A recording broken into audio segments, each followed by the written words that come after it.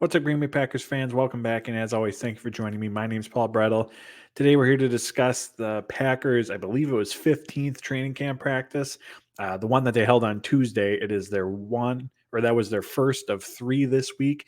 It is the final week of training camp. The Packers play the Seahawks on Saturday, and then the following Tuesday, the 29th, rosters have to be finalized, going from 90 players down to the final 53.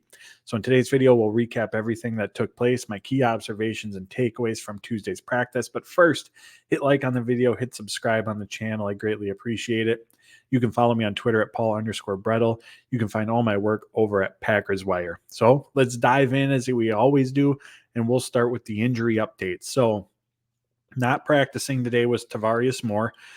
He left the Patriots game with a knee injury before practice. Matt LaFleur said they're treating it as day-to-day right now. So that's all we know with Moore at this time. David Bakhtiari was not practicing, and neither was Bo Melton, Devondre Campbell, Luke Tenuta, Eric Stokes, Lou Nichols, Jason Lewin. He's an undrafted rookie interior defensive lineman from Illinois State. He was out with a back injury, and Tyler Goodson was out as well. Dontavian Wicks, who left Saturday's game with a hamstring injury, Henry Pearson with a knee injury. Neither of them were participating in practice either. In regards to Eric Stokes, he's on the PUP list, the physically unable to perform list. Matt LaFleur was asked about him prior to practice, and he didn't give any specifics about when he's going to be available, but Stokes is coming off a pretty major injury. So just the way things are shaping up right now, it looks like he could start the season on the PUP list, which means at a minimum, he would have to miss the first 4 games of the season. So we did have some players returning. Corey Ballantyne, who was injured in the Bengals game and has not practiced since, returned. Caleb Jones suffered an ankle injury in the Bengals game. He was back on the practice field, as was Innis Gaines, who had a quad injury before the Bengals game even took place. The recently signed cornerback Elijah Hamilton was on the field, as was linebacker Marvin Pierre.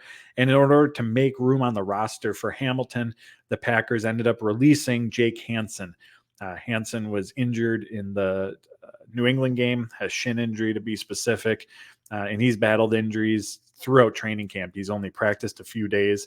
The Patriots game was his first where he was available, and really with a pretty crowded interior offensive line room, his path to the roster was already very crowded. So the Packers decided to release him at this point. Also of note on the injury front, Rashan Gary, he's been back for a few weeks now off the PUP list, but he participated in team drills for the first time since coming off the PUP list. And let me say, there were some reps where it didn't look like he had missed a beat whatsoever. They did offensive and defensive line one-on-ones. And you can head to my Twitter account, head to the article link in the summary here, or summary description of this video, to see what all the results were of those one-on-ones between the O-line and defensive front.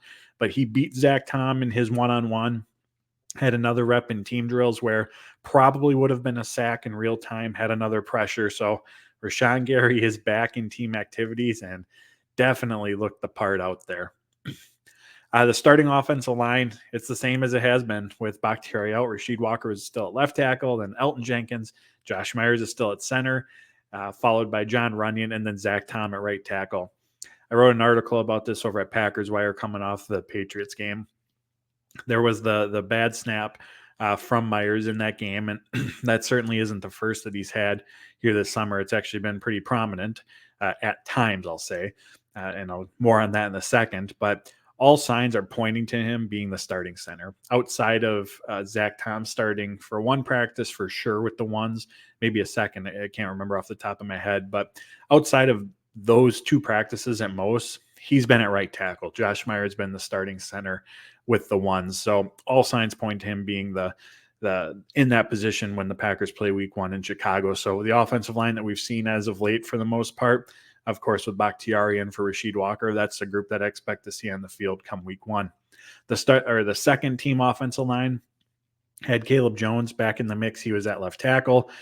Sean Ryan was next to him, followed by James Empey at center, Royce Newman at right guard, and then Yosh Nijman at right tackle. On defense, Rudy Ford spent most of his time with Darnell Savage and the starters. It's really difficult to know what exactly is going on here.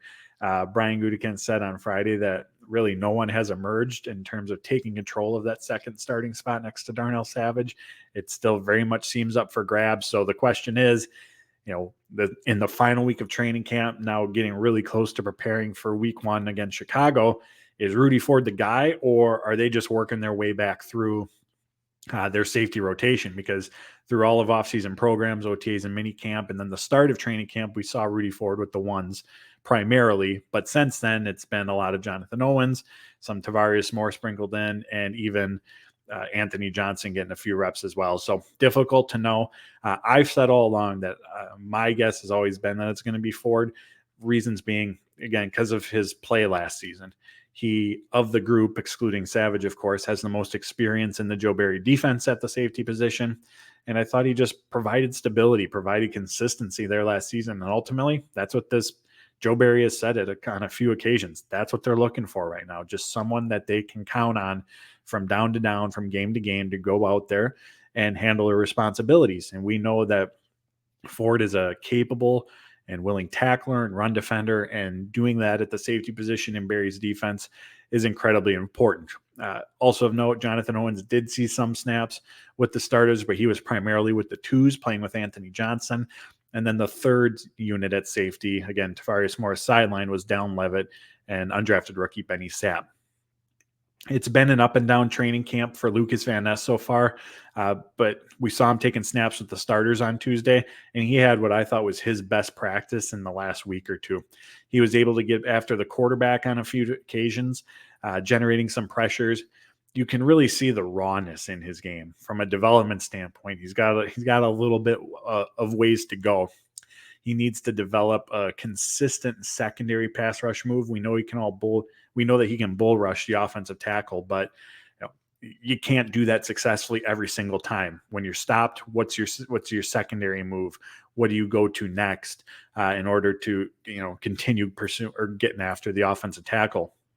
In addition to that, sometimes it just looks like he needs a plan of attack. He's just, going from point A to point B, not exactly sure how he's going to get there. And in the process, where the ball is can be lost. So definitely some development that's needed early on, using him on stunts, which the Packers have already done pretty often here in the preseason games, and allowing him to bull rush, just saying, hey, go from point A to point B, go get after the quarterback, I think are the ways that we're going to see him utilized the most, because that's where he's going to be able to make the most noise.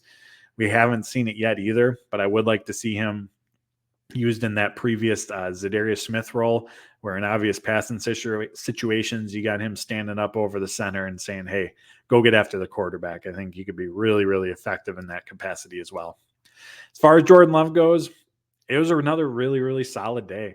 Matt LaFleur has said multiple times throughout the offseason that their focus is on the process with Love, doing the getting in and out of the huddle efficiently, throwing on time, throwing in rhythm, going through his progressions, having a good base, having a good footwork, his throwing mechanics. And if those things are done correctly and done consistently, the results are going to follow.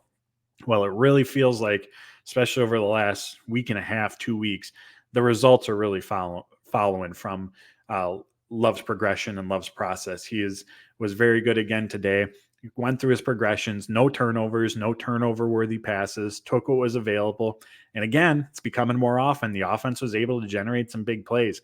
He really attacked the middle of the field to Christian Watson in particular, connected down the right sidelines with Jayden Reed, who beat Keyshawn Nixon, lined up in the slot. So I thought overall it was just another really, really solid performance from Jodan Love. He's really stacking successes right now from practice to practice. Really, really exciting to see. Speaking of Christian Watson, he had an awesome day. Caught a touchdown during the red zone period against Keyshawn Nixon. And like I said, he was targeted multiple times over the middle of the field. The offense as a whole found a ton of success over the middle of the field. Christian Watson, Jayden Reed, Luke Musgrave. I mean, those guys in particular, we are going to see targeted there a ton because of their speed. They can create mismatches, and it's the opportunity for Jodan Love to get the ball in their hands in space where, again, that speed can take over and they can pick up some yard after the catch opportunities. Running down or passing downs, when the Packers are in their nickel defense, so that's 2 interior defenders, 2 edge rushers, and then 5 members of the secondary, so 3 cornerbacks, 2 safeties. TJ Slayton's been the guy as of late, lined up next to Kenny Clark. Early on in offseason programs, it kind of depended on the situation. If it was a passing down and they were in nickel, you would see Devontae Wyatt next to Kenny Clark. If it was more of a potential passing situation, or excuse me, running situation, but they were in nickel, you would have seen TJ Slayton next to Kenny Clark. But today in that nickel package, and even in the practices prior, it's been all TJ Slayton next to Kenny Clark. I think that just goes to shows how good Slayton has been this summer. Definitely has taken a big step forward here in year 3. And when we, think of his game, and this is how he's going to primarily be used, but it's as a run defender, but he's definitely made some noise as a pass rusher as well. And that was one of the things about his game coming out of college. He possesses very, very good athleticism for his size. And with that comes pass rush upside opportunity to get after the quarterback with those physical abilities that he has. And it really feels like we're starting to see that take place even more. Moving along here, I'm Corey Ballantyne and Ennis Gaines. Like I said, they were back at practice today, and I'm not really sure what to make of where they stand when it comes to the final roster. Now, I've put together some previous roster predictions throughout training camp based on what I've seen. And in a few of those instances, I had Corey Ballantyne as the cornerback, as one of the cornerbacks making this team. Reason being, he was a core special teams player from week 10 on last season. In training camp prior to his injury, he was starting with the special teams unit in a number of phases, and he's been the 4th boundary cornerback option throughout training camp. Obviously, Keyshawn Nixon's in the nickel, so not including him in that category, but Jair, Razul, and Carrington Valentine have been ahead of him, but he's been the 4th guy. Ennis Gaines, kind of a similar situation. Core special teams player at the end of last season.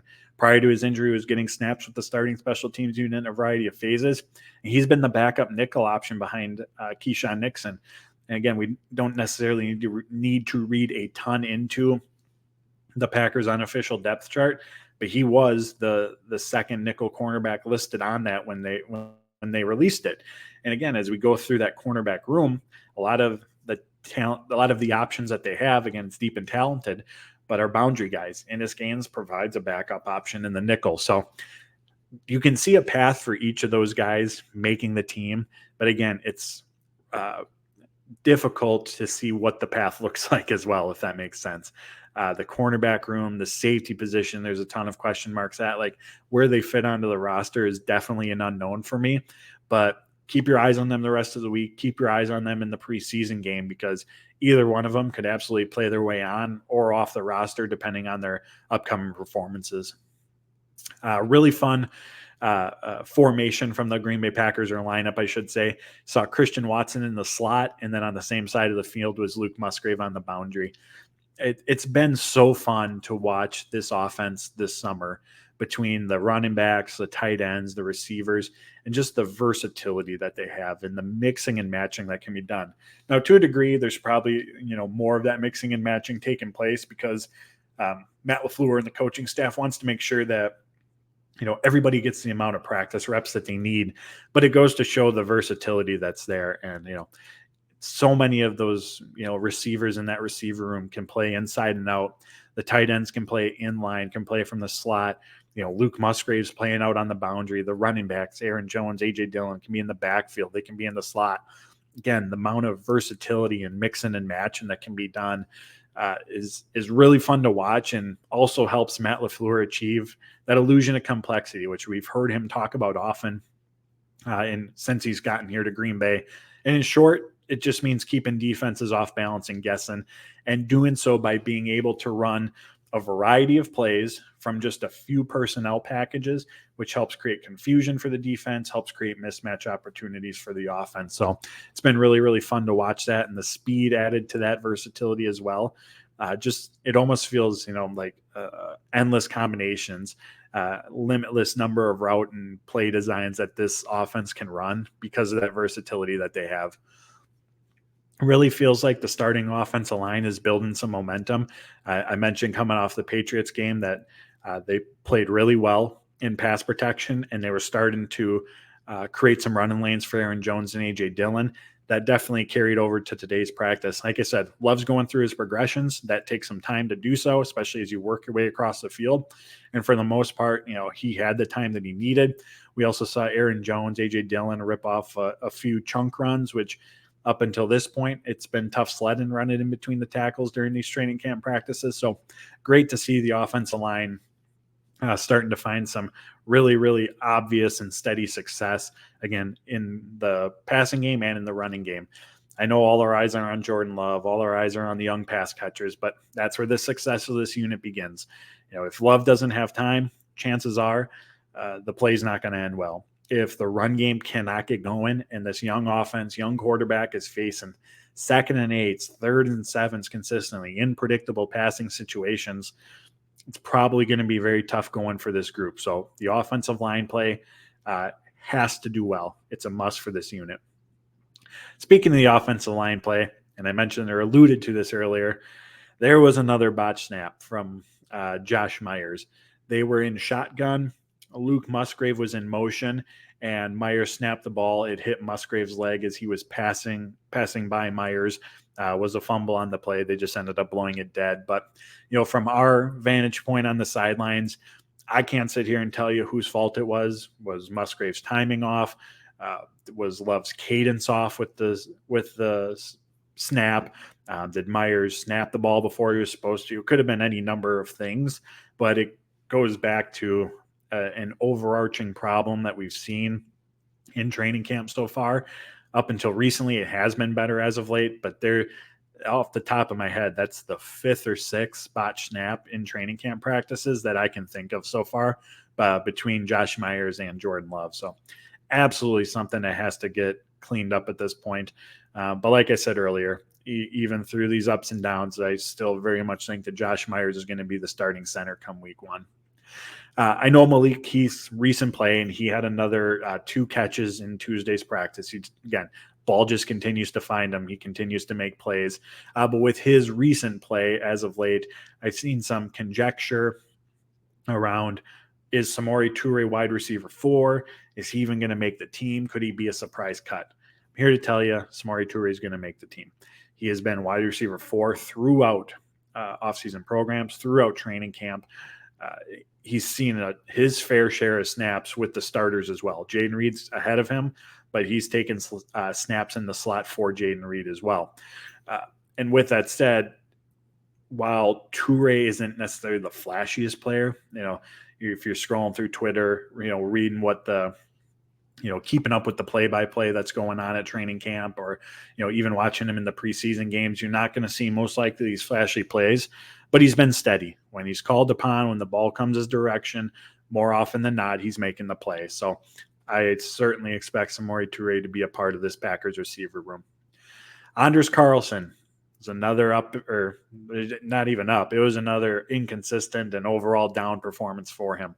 So he had 2 sets of 3 field goal attempts. On the first, he was 2 for 3. So promising, made a 33-yarder or an extra point and a 47-yarder. He missed from 45. On the second set, however, he was 0 for 3. He missed from 50, 51, and 52. Now, I will say, and these aren't excuses by any means, but he was kicking into a swirling wind. I'm going to guess that definitely increased the difficulty of the kicks, but nonetheless, this inconsistency that we saw at Tuesday's practice is something that we've just seen a lot of from him throughout training camp. For what it's worth, Pat O'Donnell was the holder on the 2 makes that Carlson had. Obviously, he and Daniel Whelan are competing right now for the punter role, and how each of them fares as a holder, I imagine, is going to be a big factor in whichever way they go with that. Now, more on Carlson, while we've seen him battle inconsistency, have the ups and downs, he always seems to bounce back. And we saw that again during the Patriots game in the preseason. And Rich Bisaccia has talked about it on a few occasions. That's one of the main reasons, or one of the key reasons, I should say, why they drafted him, why they liked him at Auburn. Bisaccia has referred to it as his mental makeup, his ability to bounce back. So I guess a positive in all this, he has shown us that even after a rough performance, he can come back the next day and go 6 for 6. Obviously, the inconsistency needs to be ironed out, but the Packers, based on everything that Brian Gutekunst has told us, the Packers are 100% ready for the time being to weather the storm that comes with relying on a rookie kicker. Brian Gutekunst just said it on Friday. They know that they need to be patient with him, and again, they're going to give that to him. At the linebacker position, we've seen a greater emphasis on blitzing from that unit this summer, and it's something that I really hope carries over into the regular season. Quay Walker, Isaiah McDuffie, Jimmy Phillips, all of those guys have been blitzed pretty often in the preseason games, as well as during the training camp practices. Now, is it to test Jodan Love in this young offense, give them some different looks, give them some blitzes, which they'll probably see a decent amount of during the season? To a degree, probably. But again, I hope we see more of that. I want to see this defense because they have they have aggressive players, they have playmakers. I want to see them be the ones who are dictating things. It felt like way too often last season that they were, playing on their heels, and it was the offense who was doing the dictating and the defense was just kind of responding to what was taking place rather than the other way around. So really hope we continue to see that going into the regular season. And then one other note on the linebackers, I've just been really impressed with Isaiah McDuffie, seeing how far he's come from a defensive standpoint from his rookie season a few years ago to where he is now. Just a big overall change. Has played the run here in training camp really, really well. And speaking of the run game, the edge rusher group as a whole, I've been impressed with their ability to play the run, really setting strong edges, not letting the ball carriers bounce outside, forcing them back inside where there's Kenny Clark, TJ Slate, and Devontae Wyatt waiting for them. And that's one area where this unit as a whole really has to step up this year. Rashan Gary is a strong run defender. When he went down last season with his injury, there was a notable gap in that part of the game at the edge rusher position without him on the field. So this is an area that has to improve for this unit. And like I said, so far through training camp, I've been impressed with them. Kenny Clark had a really, really impressive day, wrecked a few plays in the run game, was creating pressure up the middle. And one thing I'm really excited for this season with TJ Slayton getting more opportunities is that, and we saw this on the unofficial depth chart, but Kenny Clark's listed as a defensive end. Most of his snaps throughout of his career have come, in the A gap around the center, where just by nature, when that's where you're lining up, especially when you're Kenny Clark, you're going to face a lot of double teams. But with TJ Slayton filling that role, Kenny Clark moving to more of a defensive end, it should be more one-on-one opportunities. And of course, one-on-one opportunities for Kenny Clark is always a good thing. A couple more points here. Jayden Reed, he has been a key part of the offense since OTAs. Like I said, initially when I was talking about Samori Toure, he's been wide receiver 3. He's been the starting slot receiver in this Packers offense. But watching him at these practices from rookie minicamp to OTAs to minicamp, now through almost nearly through training camp, his progression just as a receiver has been very, very noticeable. Early on, again, and going back to those OTAs when Jair Alexander, Azul Douglas, Reed went a little quiet at that time. And I think as part of, being a rookie going up against those caliber of cornerbacks, obviously that's a difficult transition coming from college to the NFL. But you can see his progression. He's just making more plays, doing so in all parts of the field, short, intermediate, downfield, really attacking the middle. You see his speed, you see his burst, really good hands, the ability to make contested catches, something he did a lot of at Michigan State. So just been really, really impressed with, his progression that we've seen from him as he's, entering his first NFL regular season. Lastly, before practice, Matt LaFleur referenced Anthony Johnson's speed and his ability to break on the ball. We saw that against New England on a few plays, and today's practice, that's how it ended. I can't remember which receiver it was, but running down the right sideline, Carrington Valentine was in coverage, and he was in position well, but you could see the quarterback looked that side of the field. Anthony Johnson was playing in the middle. And when the quarterback went that way, Anthony Johnson, as he's done, just made an excellent break on the ball, got over to the right sidelines, was there for the pass breakup. Just a really, really good play from him. When we've seen that speed, we've seen that range on display a lot more as of late. One other thing Matt LaFleur did say about Johnson is that he just wants to see him continue to showcase consistency on special teams. against the Patriots. Johnson played 11 special team snaps, which was tied for the most on the team. And as far as him making the final roster, that's where he's going to have to make his impact right now. Is going to be on that special teams unit. So there you have it. That's my rundown of everything that took place at training camp. Oh, one more thing. Josiah DeGuara. I wrote after the Patriots game in my instant takeaways that just throughout the summer, even in that game, like when he's gotten the ball in the passing game, around the line of scrimmage, a few yards downfield, that's primarily where he's targeted. We just have not seen really any sort of playmaking ability with the ball in his hands. When he's been targeted downfield even a little ways, his ability to catch the ball has been very inconsistent, but he did very, very well as a blocker in Tuesday's practice. On one play, picked up a blitz. Another Aaron Jones run was the lead blocker downfield for him. So, and again, that's where his role in this offense is going to be. He's primarily going to be asked to block. His current role right now is as a fullback. With the tight end room as thin as it is, we're probably going to see him lined up in line, taking on those blocking responsibilities that Tyler Davis did. But at least wanted to mention that as well. He performed very well on Tuesday as a blocker. So now there you have it. Those are my takeaways, observations from Tuesday's practice. As always, hit like on the video, hit subscribe on the YouTube channel. I greatly appreciate it. You can follow me on Twitter at Paul_Brettel. You can find all my work over at Packers Wire. So till next time, friends, take care, stay safe, and as always, go Pack, go.